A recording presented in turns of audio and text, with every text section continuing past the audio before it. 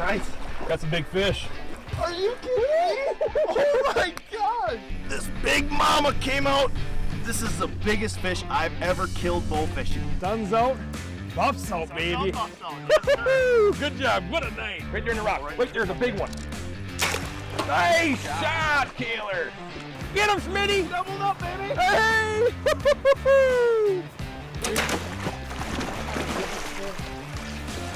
Nice shot, man.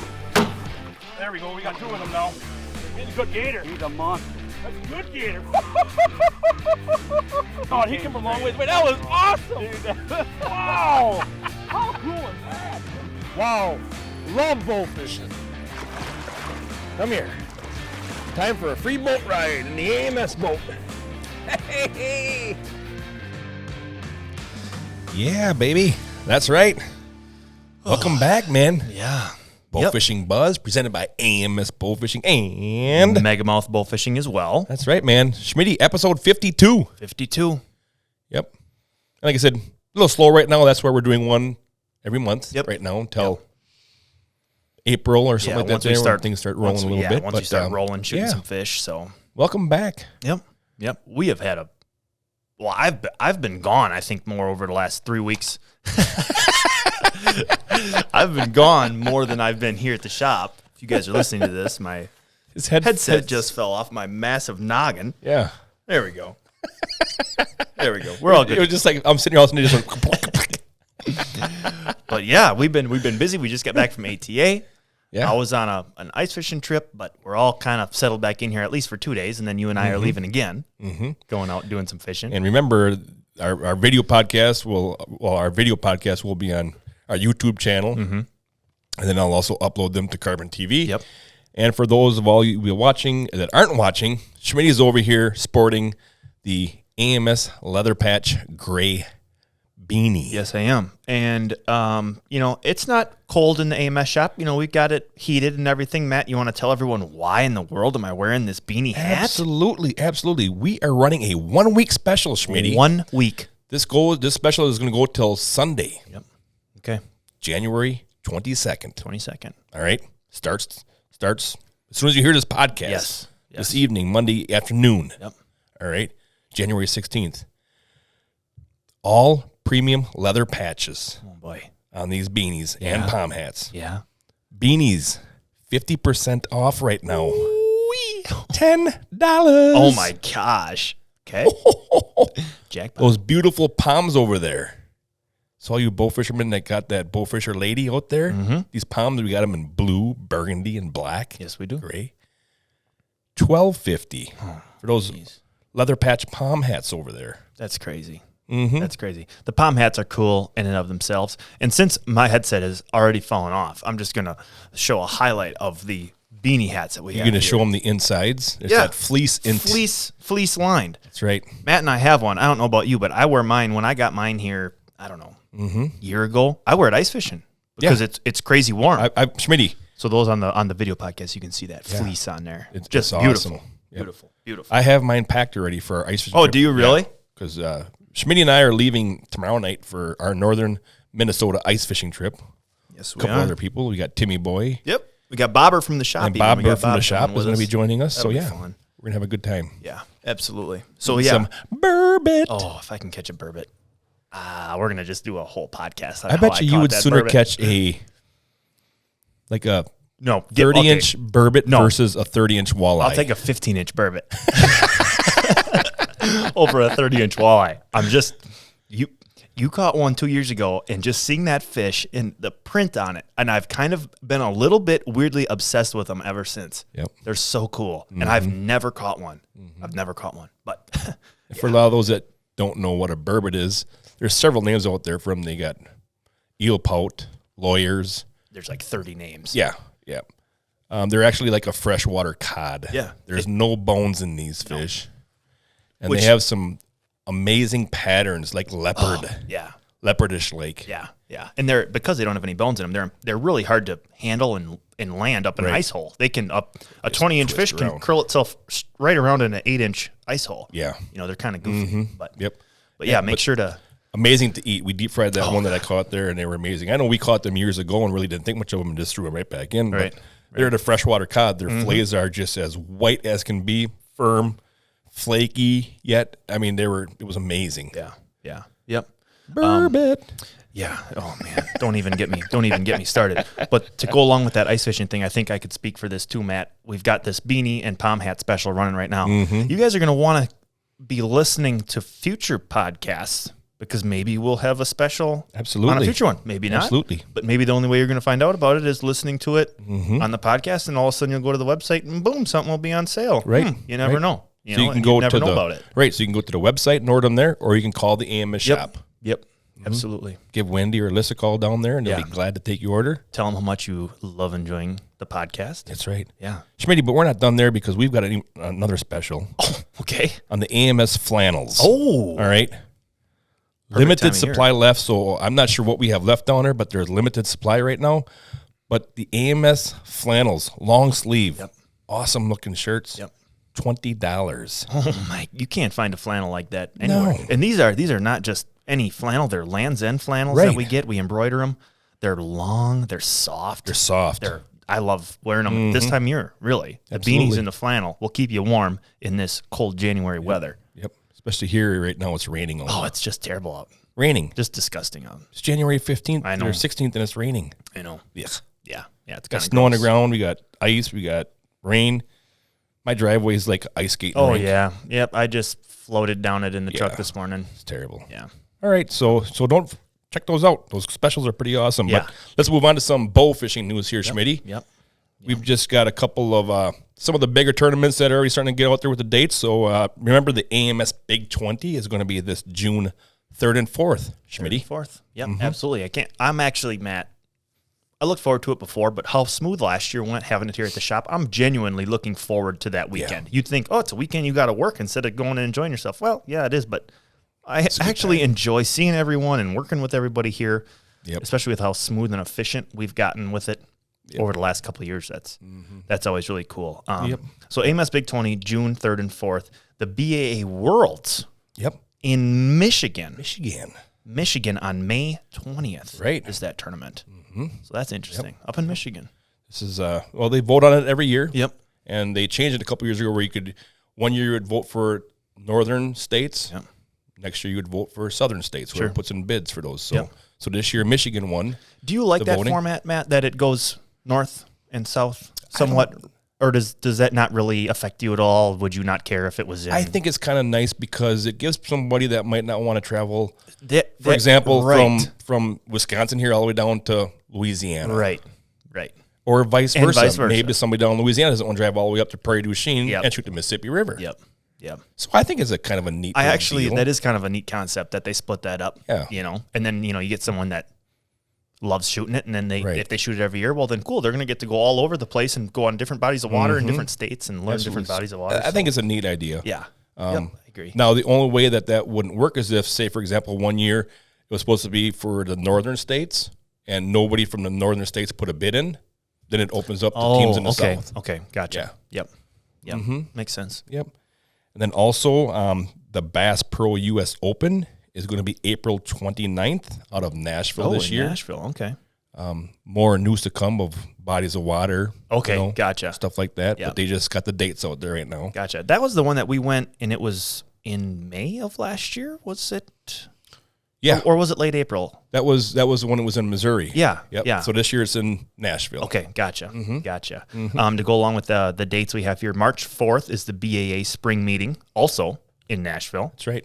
So that's always good to hold that, get some voices, opinions, whatnot, in those meetings. So, So yeah, let's move on to some BAA record fish. oh, There's been a couple added since our last podcast, but let's jump into those. We've got Josh Bailey on your BAA Virginia State record blue catfish, 68.9 pounds. Wow.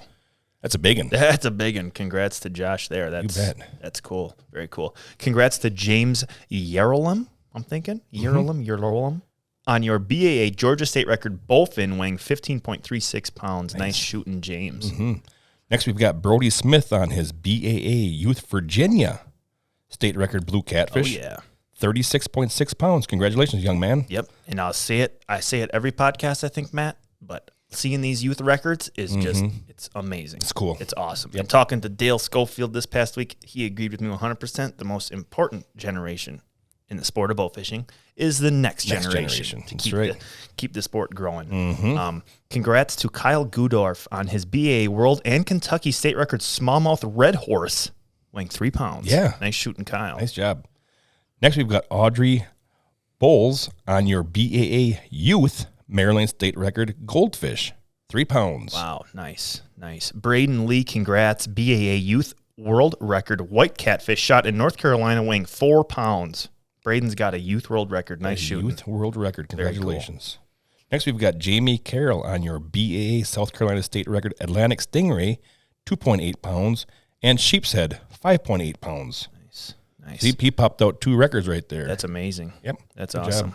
Hunter Butewell, congrats on his BAA Alabama State record Sheep's Head, 10.6 pounds, and I'm guessing his BAA Alabama State record flounder. Yep. Flounder. Wow. 6.12 pounds. Very cool. Nice job. Back to back, we had those 2 guys both popped out records. Yeah. Yep. Nice job. And last but not least, we've got Bailey Garrison on her BAA Youth Mississippi State record long nose gar weighing 11.2 pounds. Awesome. That's awesome. Yeah, we've had, what, 4 youth records? Yeah, that is really cool. Batch right there. There would be nothing cooler, Matt, than going into show and tell when you're, I don't know how old these kids are. You know, say you're in 5th grade and you have show and tell. Yeah. Can you imagine bringing, that's a nice rock you brought in, Billy. Check out my 11-pound long nose. Yeah, here's my world record fish that I shot. Right. All the kids would be like, whoa, that guy's really cool. The kid who's got to follow that up is going to feel terrible. Yep. Yeah. That would be awesome. cool. Yeah. Yep. So, yeah, along with, he had some records there, and we always like to do a little fish facts on some of the fish that we shoot. So, what do we have here, Schmitty? We have this week, Matt, we've done this a couple different times just to, as much as we pride ourselves on entertainment, we also like to provide information on the podcast. So we're going to talk to you guys a little bit about the Bowfin. Bowfin. All right. We see them up here shooting Wisconsin, all the time. The Bowfin is a bony fish native to North America. Common names include the mudfish, mudpike, dogfish, grinnell, and swamp trout. Wow. What a cool name. That is cool. I've never heard of it being called the swamp trout. No, have you? The swamp trout. That is amazing. The swamp trout. That's cool. Could you imagine if someone asked you what you shot that night and you said, oh, we shot a bunch of swamp trout? First, you'd get the DNR called on you. That's the first thing that would happen, but that's a cool name. That is a cool name. Swamp trout. That's very cool. Bowfin have the capacity to breathe both water and air. That's wild. Their gills exchange gases in the water, allowing them to breathe, but they also have a gas bladder that serves to maintain buoyancy and also allows them to breathe air. Wow. That's cool. They can break the surface to gulp air. Bowfin are stalking ambush predators that customarily move into shallows at night to prey on fish and aquatic invertebrates such as crawfish, mollusks, and aquatic insects. That's awesome. I remember being on a couple of trips with you, Matt, and we'll be shooting, we'll see a bowfin, and they'll be like actively hunting, baits, shad. Yeah. Shad. There's a bunch of shad or whatever. And they'll be like lunging at these little fish, right? They're 5 feet from the boat, getting blinded by the lights. They don't care. They don't care. They're killers. Yeah. Yeah. They're pretty cool. That's awesome. Yep. That's awesome. Bowfin prefer vegetated sloughs, lowland rivers and lakes, swamps, backwater areas, and are occasionally found in brackish water. They are well camouflaged and not easy to spot in slow water with abundant vegetation. They often seek shelter under roots and submerged logs. Oxygen poor environment can be tolerated because their ability to breathe the air. And that's, you do see them a lot of times way in the back. Yep. And it looks like it looks gross back there. Yeah. There's a bunch of that, I call it like hair silk that's hanging on the vegetation. It just looks really yucky. You'd think that their top fin will be out of the water and their belly scraping the bottom. They'll be in literally, 3 inches of water. It's like, and they're way back in it. And that's right there is their reason why, because they can tolerate low oxygenated water. Right. Because of their ability to breathe air. Let's see here. Bowfin spawn in spring or early summer, typically between April and June. Okay. I have a bowfin story. All right. When we're done here, I'll tell it. All right. Actually, I have two. I have 2 bowfin stories. One involves you, so don't let me forget those. They spawn typically between April and June, more commonly at night in abundantly vegetated, clear, shallow water in weed beds over sandbars and also under stumps, logs, and bushes. The BAA world record bowfin was shot in North Carolina in March of 2022. Wow, that's recent. Yep. By Austin Owens. The fish weighed 17.6 pounds and had an 18-inch girth. Wow. And measured 38 inches long. Yeah, that fish has got on eating a couple shad. Yeah, I'd say. Or like Bluegill, small children or bluegill. something. Good Lord, that's an 18-inch girth. That's wild. That's very cool. Very cool. Okay. Bowfin story. Yeah, number one. Yeah. We fish a lot up north in Wisconsin, and there's a lake up there. I tell you this all the time, Matt. Yep. There's a lake up there that if you make the trek to go there, I have seen when we're pan fishing, I will see in the spring when we're fishing spawning panfish, I will see just massive bowfins up there. Like, I'm not lying to you. I think that there's a state record in there. Sure. 100%. And you can't bowfish in these counties of Wisconsin, but like hook and line, like hands down. And I wouldn't make that up. Like they're big. I see them bowfishing, whatever. But one time we were up there and I looked over, I'm like, what is that? Here was just a black orb of like just a circular black orb moving through the water. And I bet you it was, 2 feet wide circle. And I said, Dad, what is that? I don't know. Let's go check it out. So we slowly put it over there.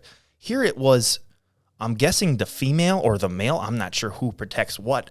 And she was surrounded by little tiny bowfin fry. They moved like an amoeba.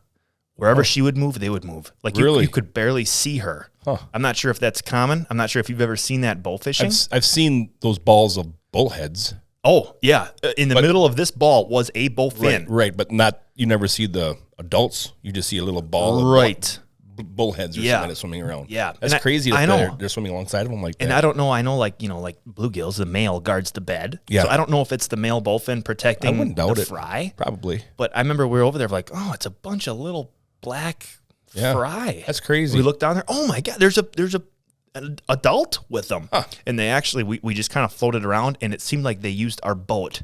She or he brought them over to the boat like as cover, it seemed like. Wow. Yeah. It was weird to see. And I'm talking that'd be cool. Hundreds of small bowfin fry. Little ones.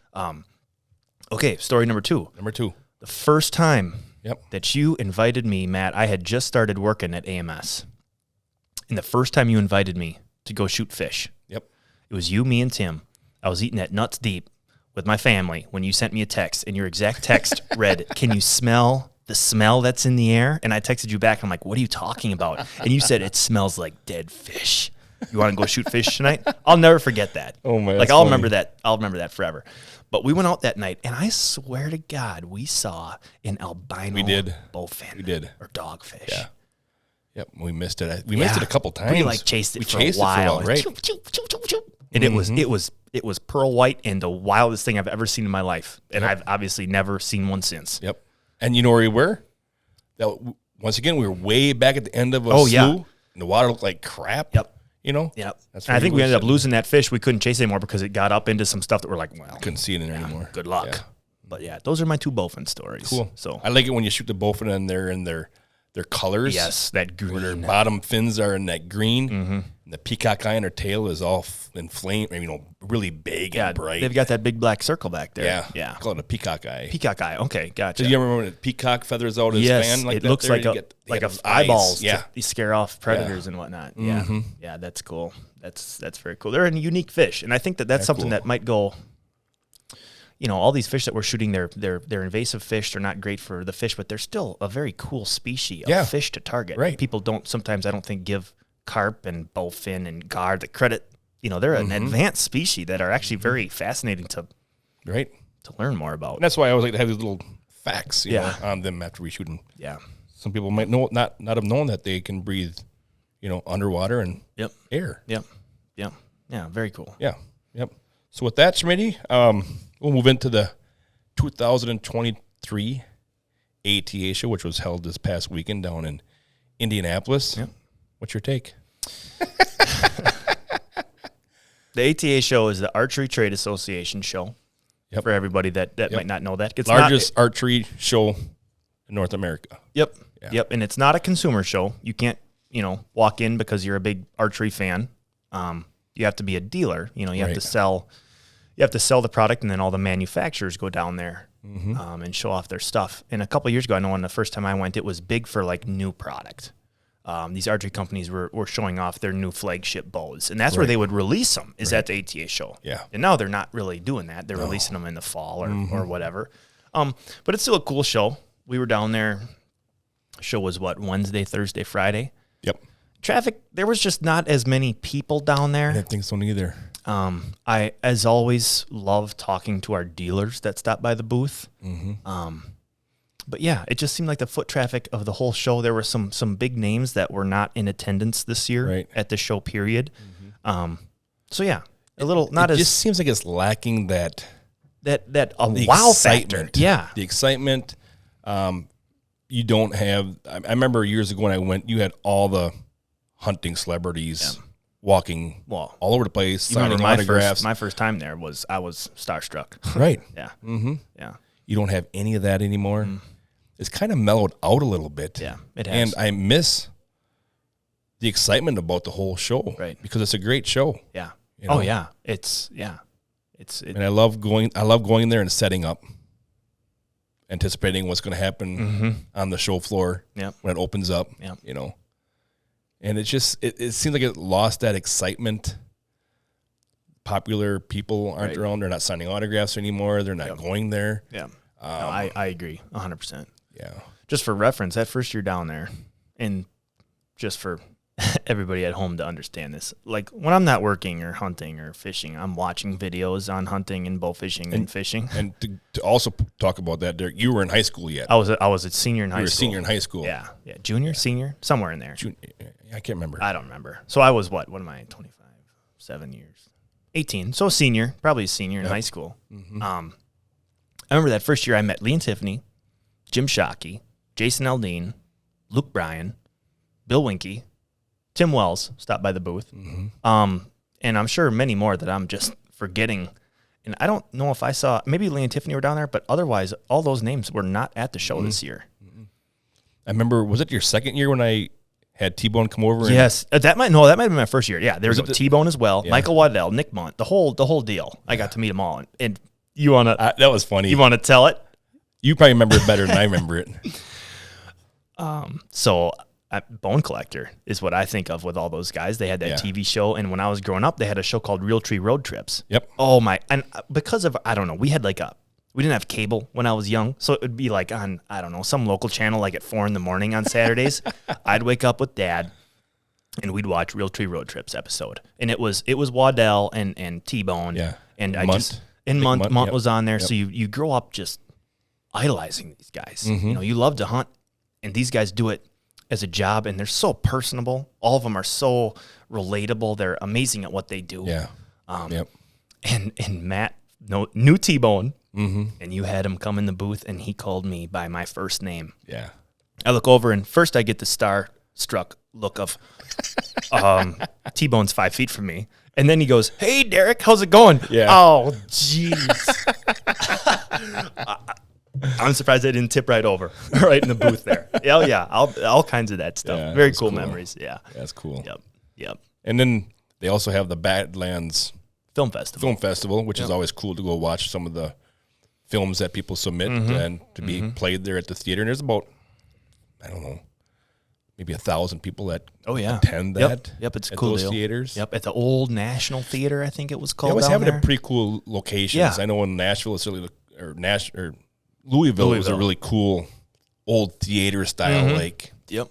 And to watch some of those films, and they throw hats, and they have big prizes, GoPros, and okay, we're just gonna throw in a little story here. Matt just mentioned how they're throwing hats. Oh my god! So we're sitting at this film festival this year. It was myself, Matt, and Kevin here from work. We go down there to work it, and so we're sitting there waiting for everything to get going, and they start throwing out hats. You know. Yep. And here one is. It's spiraling right to Matt. And I'm like, oh, yeah, Matt's going to get. And there's something about free hats that makes grown men lose their mind. Okay, so you reached up, you grabbed the hat. All of a sudden, it looked like 3 guys from behind you latched onto you when you grabbed it. And I saw Matt transformed into like a a 1,000-pound grizzly bear for like 3 seconds, and he just ripped that hat off. I think he took the fingernails off the guy who tried to get it from him. And I'm just like, oh my god! If there's ever like a wrestle for a hat, just let Matt have it. And the guy behind us goes, he ripped it out of my hands. Yeah. I would have had it, but he ripped it out of my hands. I'm like, yes, way to get it. So then they do the next. When they threw the first set of hats, everybody was sitting in their chairs. Yes, yeah. So they show a couple films and they go to do some prizes and throw some more hats. Now everybody stands. I know. And there are people standing on top of their theater chair. I'm like, okay, people, really? Yeah, now everybody's standing. I had a hat, so I just kept sitting, Yeah. And he started throwing hats. Well, one hat came close to me again. And literally a guy lunged and he landed on my back. Oh, my gosh. For a $10 hat. Yeah, right. I know. Yeah, it's interesting to see people go crazy when free stuff gets involved. Yeah. But we donated a Hooligan V2 Hooligan kit. V2. That was awesome. They draw it from a big cooler, actually, is what they drew it from. Grizzly coolers. Yep. Mm-hmm. Who wants to win a Hooligan V2? And the whole crowd. I want it, So it's that was pretty cool to see. But yeah, it's a cool show. I did feel there was a little in the middle of it. They were building up the show, Badlands Film Festival. Yeah. And it's cool. It's really cool how they put it together. Yeah. But right in the middle of the show, all of a sudden they're showing like this time lapse of the moon, and all of a sudden the projector screen goes. Yeah, everything kind of froze. And we had a little freeze frame there. Up there, but so then they came out and gave more stuff away. So no one cared. No. But it was cool. And they have bows that they give away. Oh God, yeah. That camera gear setup was over $10,000. Yep. That Canon paired with I'm trying to remember the name of the company that was selling who mainly sponsored it. Oh, it slips my mind right now, but they paired with them and gave away a crazy Canon package, and it was kind of like a camera designed for filming hunts and everything, which is that's the kind of videos you're seeing are people filming their hunts. And whatnot. A lot of cool GoPro stuff they're giving away. Yep, Rambo bikes, coolers, Prime bows. Yeah, e-bike. Yep. They gave an e-bike away, Traeger grills. Yeah, all kinds of stuff. Yep, that's right. So it's cool. Deal. It's a cool deal. And that's what I remember. The ATA always had special things going on. I remember years ago you could win hunts. Oh, you could win whitetail hunts. You could win. Oh, it was a big banquet. Like the first night. Was that buck tag thing? Nope, it was before that. Oh, okay. It was before that. Okay. It was just a big banquet that they had, and you could buy advanced tickets. So you had tickets for this event. Sure. You could win African hunts. You could win whitetail hunts, hog hunts, all kinds of stuff, and that faded away. Sure. I remember the very first year I went to that,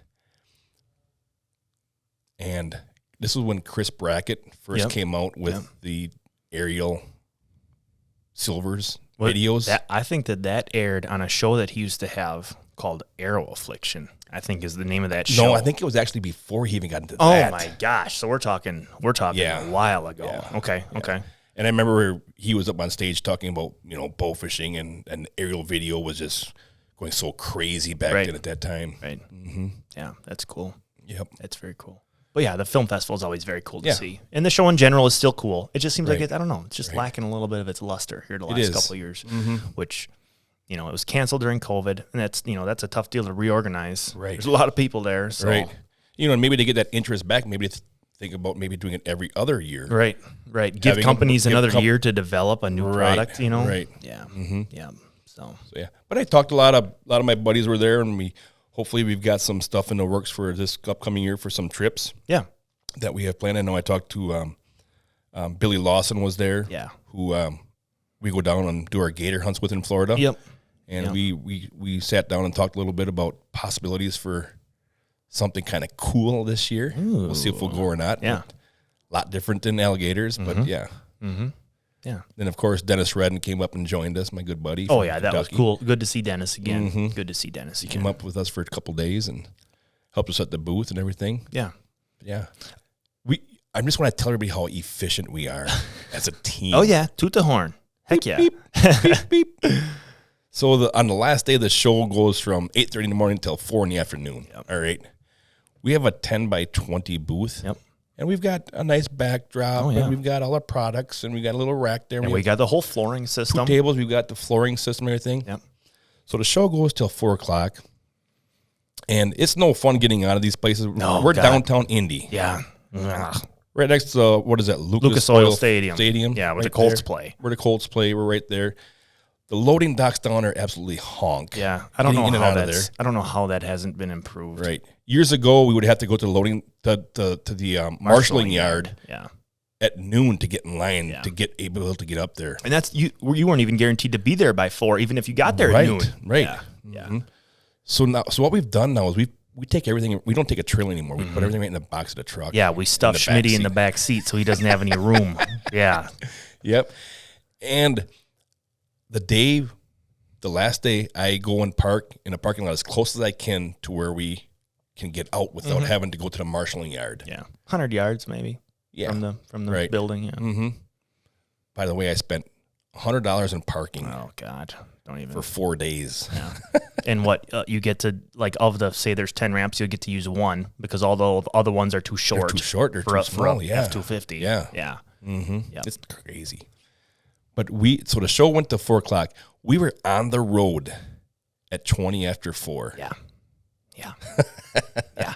There was a company, and just to go along with that, like, we're not hauling out like each of us carrying a box. No. Like, Matt and I tipped racking upside down, and then we loaded it like, up with boxes. we loaded boxes on that. Kevin's got like, he's pushing a cart with the banner in it, and he's pulling the dolly, and we're just working it. Right. But a lot of these companies that are down there, what they'll do is the people that come work the show, they aren't necessarily the ones setting up the booth. They'll get down there and the booth is set up. They pay ATA or whatever Right. to have it all set up. Same deal on the last day. You know, people will take it down for them.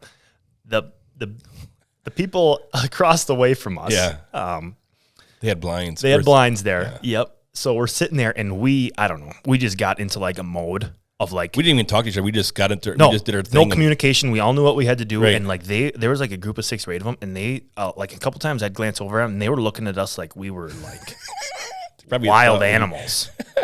You know, we're just hauling stuff out of there. And one guy came over and goes, "Oh, you guys got to pack it up today, huh?" And we're just like, "Okay, we don't have time to listen to this." Just I didn't hear it again. 'Cause yeah, I you probably zoned them zoned out. out. Yeah, Yeah. but yeah, we were out of there fast. We don't mess around. No. So We have and an then- 8-hour drive. Yeah, and we drove actually right through the night and got Did. back at Got back at midnight. Yep. Yep. We had some, when we left, it was raining, It was a little iffy. Yeah. snow a little bit in areas, Right around that freezing and it was temperature. 33 degrees. I'm like, oh boy, here we go again. We probably drove about 40 miles when we got out of that. Yeah. The roads were clear all the way home. Yeah. Yep. Let me ask you this, Matt. I don't know. Maybe you don't want me to even ask you this, but you ever think about submitting anything to that Badlands Film Festival? Maybe. Maybe. I've thought about it. Okay. I'm just curious.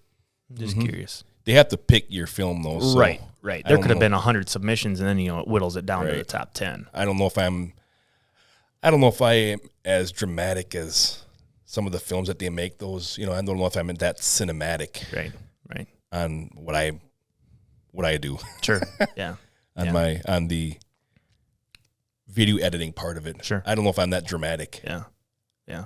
I A lot of heart wrenching tearjerker type. Yeah, I don't know if videos. I could. I don't know if I could make that type of video. My video would have to be different. I'd have It would to be a have bunch of different storyline. shooting. Yeah. It's going to have to be action packed. Right. Which, I know we talked about this film festival, not to go back on it, but there was a little part of me, and these videos are all very well done, but there was a little part of me that's like, okay, Let's get on to the hunt. Let's see some stuff get shot. Right. Not to be blunt, but like, all right, someone march a 180-yard whitetail 10 yards from, and let's see that sucker get double lunged instead of the storytelling. A lot of it, Yeah, But a lot of people like that too. So I get it from both ways. yeah. Maybe that's kind of what they want from it. I don't know. I'm not sure. The last film was an elk hunt with a teenager. Yep. And the music is what got me because they had this intense music playing as this Yeah. elk was coming closer, and he was bugling. It was really cool. Yeah, he was bugling like crazy and stuff, and you can see the hunter and shoulders in the view from the cameraman. Teenage kid too. Yeah. It And this elk is getting closer and closer, and this music was just it was awesome. shook your rib cage. And then what they added into that music was a heartbeat. Yeah. And boom, boom, boom, boom, boom, boom. And then it kept getting faster and faster as it came closer to the shot and stuff. That was really cool. I like that. One of the, and I would say, I don't know if you agree with me, Matt, but that video that won it, I would say that was the most hunt-centered video. Like, the only thing that video, the main part of that video wasn't a story beforehand or a sap story or anything. It was just a really cool hunting video. And I think the pre-roll of that elk walking in and everyone being like, oh, okay, here we go. That was the best. That's what built up. And then they added, like you said, that music and that heartbeat. That's what got everybody like, oh, man. And then when he went to shoot, everything went into slow motion. You can see that arrow. Yeah. You can see it hit its mark. But here's a cool part about that whole film is, so he shot that elk. Cameraman's over the hunter's shoulders behind him. The elk turns, spins, and stops. Now you can see the hunter reloading his bow. Draws back. Everything's in view. The same thing. Everything's in view. And shoots and punches another one in the boiler system. Yeah. The elk was dead. The elk was dead off the first shot. He smoked him the first time, but then he was able to shoot him again. That was really cool. And I think it was cool, too. He's sitting there, and that for a second, I thought that elk had him pinned. The elk was locked on him. And then the elk went and he turned away to look at a cow or something, and the whole room of people, crowd just draw. And he followed the script perfect. He draws back, and that was pretty cool. So. Yeah, so don't forget, we've got these beanies and absolutely palm hats and premium leather patches, AMS patches on them. Nice and warm and toasty. Perfect for this time of year. Yeah, absolutely. Along with anything else you could dream of bowfishing-wise on the website. And I think for our next podcast, I'll try to find a special guest to have on. Oh, okay. We'll try to find somebody. Anybody in mind, or just nobody in mind right now. I'll just have to think about something. But but we're going to be getting ready to get geared up here for our Minnesota ice fishing trip, Schmitty. Yep, can't wait. Burbot, perch, bluegill, walleye. Yeah, who cares? Look out! The Wisconsin boys are heading north. Yeah. We don't need to catch any game. I just want to catch a burbot. Yep. So, you know what that means? What that means, Schmitty? Episode 52 is wrapping up of the Bowfishing Buzz, presented by AMS Bowfishing and Megamouth Bowfishing as well. That's right. So hopefully you live in a southern state where you can get out and do some bowfishing right now. Yeah, right. Yep. You've got 1.5 to 2 foot of ice. And slush. Yeah. Yeah. It's a mess. It's raining right now. Yeah. So bring on bowfishing. I'm ready. Yeah. Get this frozen H2O melted up. But from all of us here at AMS Bowfishing, we wish you the best of luck. And remember, aim low and think big. Thanks for listening, guys.